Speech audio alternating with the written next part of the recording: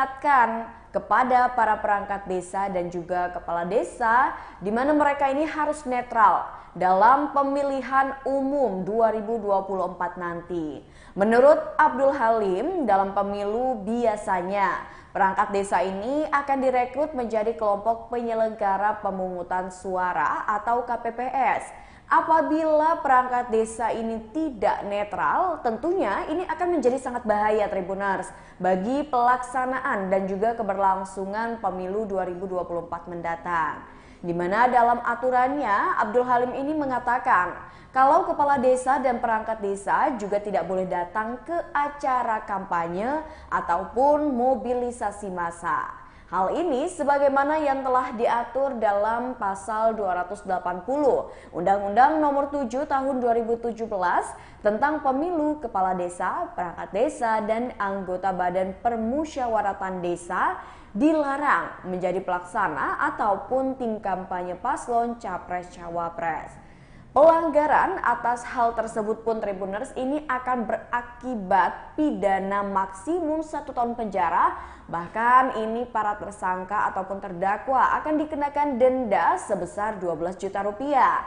Meski dilarang menjadi pelaksana maupun tim kampanye, Abdul Halim mengatakan bahwasannya kepala desa dan perangkat desa tetap punya hak pilih dalam pemilu. Saat ditanya lebih lanjut soal deklarasi tersebut, Abdul Halim menyatakan tidak bisa memberikan sanksi terhadap perangkat desa yang melakukan deklarasi. Nah, Tribuners, ini selanjutnya datang dari Ketua DPP PDI Perjuangan, Puan Maharani, di mana dirinya ini mengatakan kalau tidak ada aturan yang melarang perangkat desa untuk mendukung salah satu calon tertentu sesuai dengan ketentuan Kemendagri. Namun, Puan ini pun berharap semua elemen bangsa bisa menjaga pemilu tetap berjalan dengan netral. Mirip Orbab, Pusat Kajian Politik Universitas Indonesia menilai bahwasannya mobilisasi perangkat desa dalam pemilu ini merupakan salah satu gaya kepemimpinan rezim Orde Baru Tribuners.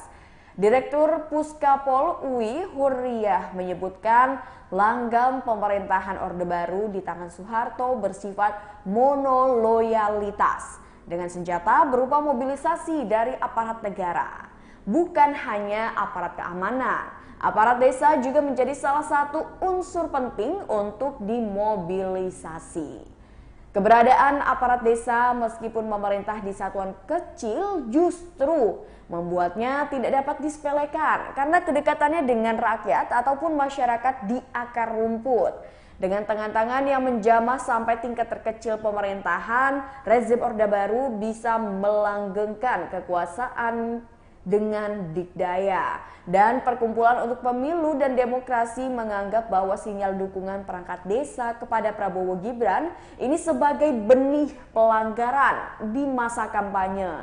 Sebab pada masa kampanye nanti yang ada di akhir November 2023, aparat desa ini pun dilarang untuk bersikap partisan. Apalagi kalau perangkat desa ini sampai tergabung di dalam tim kampanye pelaksana kampanye calon tertentu.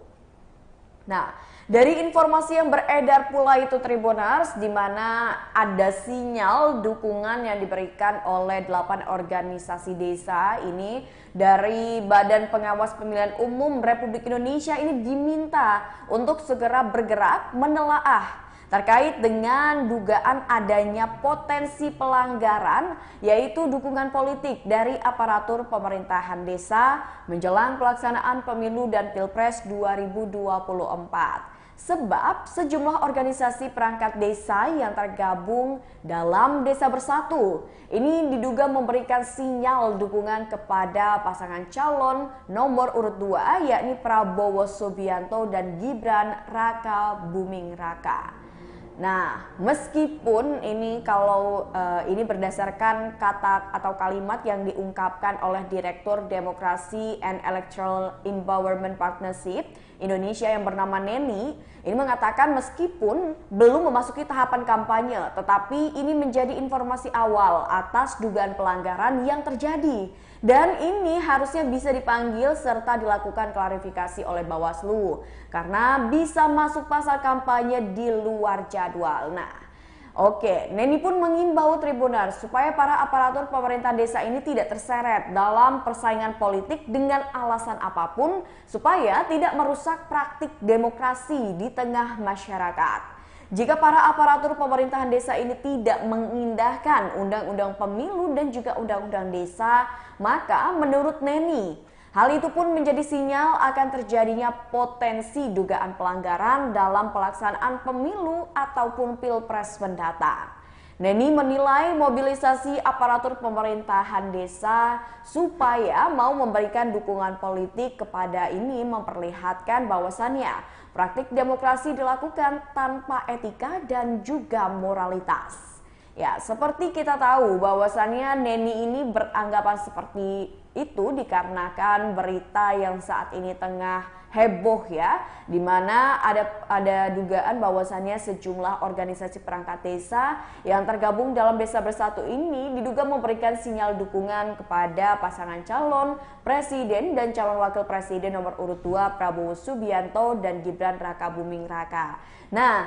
Ini pasangan nomor urut 2 Prabowo Subianto dan juga Gibran ini kan tengah istilahnya dilanda lah ya berita-berita seputar adanya dugaan dukungan yang diberikan oleh organisasi desa dan sebagainya. Belum lagi kemarin kita sudah mendengarkan bahwasannya ini ada fakta integritas yang seolah memberikan dukungan kepada pasangan calon untuk Ganjar Pranowo dan juga Mahfud MD. Jadi memang menjelang pemilu dan juga Pilpres 2024 ini banyak sekali pemberitaan seputar isu-isu ya, dukungan-dukungan yang diberikan kepada masing-masing paslon. Namun Tribuners, hendaknya siapapun kita harus bisa bersikap, terutama aparatur negara, aparatur desa ini harus bersikap netral supaya ini bisa mendukung netralitas dari pelaksanaan pemilu dan juga Pilpres 2024 mendatang.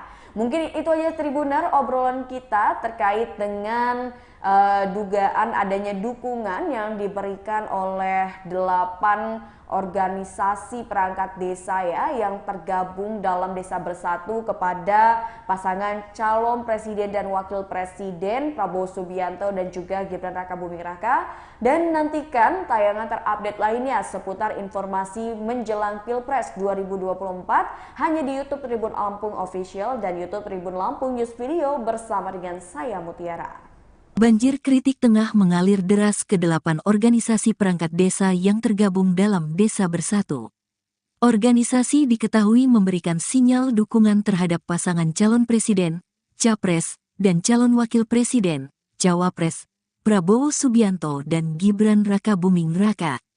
Sinyal dukungan tersebut dinilai tak ubahnya era Orde Baru yang memobilisasi aparat desa untuk mendapatkan dukungan suara. Di sisi lain, dukungan tersebut dinilai berbahaya karena menabrak sikap netralitas perangkat desa. Sinyal dukungan 8 organisasi perangkat desa yang tergabung dalam Desa Bersatu memberikan sinyal dukungan kepada Prabowo Gibran.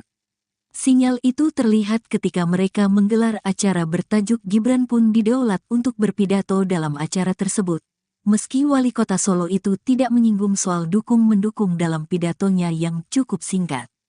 Koordinator Nasional Desa Bersatu Muhammad Asri Anas mengeklaim, tindakan para perangkat desa itu bukanlah bentuk kampanye. Namun, ia tidak menutup peluang bahwa kepala desa, perangkat desa, dan anggota permusyawaratan desa bakal mengampanyekan pasangan capres dan cawapres di balik layar. Sinyal dukungan perangkat desa tersebut menyita perhatian Menteri Desa, Pembangunan Daerah Tertinggal, dan Transmigrasi, Mendes PDTT, Abdul Halim Iskandar. Abdul Halim mengingatkan bahwa perangkat desa dan kepala desa harus netral dalam pemilihan umum, pemilu. Menurut Abdul Halim, dalam pemilu, biasanya perangkat desa akan direkrut menjadi kelompok penyelenggara pemungutan suara, KPPS. Apabila tidak netral, akan sangat berbahaya bagi pelaksanaan pemilu. Sinyal dukungan perangkat desa untuk Prabowo Gibran di tengah larangan berkampanye. Sejumlah organisasi perangkat